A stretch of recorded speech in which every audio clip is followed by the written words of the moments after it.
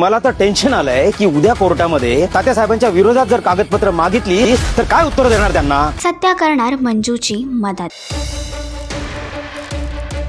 पूर्वाने केली तात्यासाहेबांची फाईल गायब.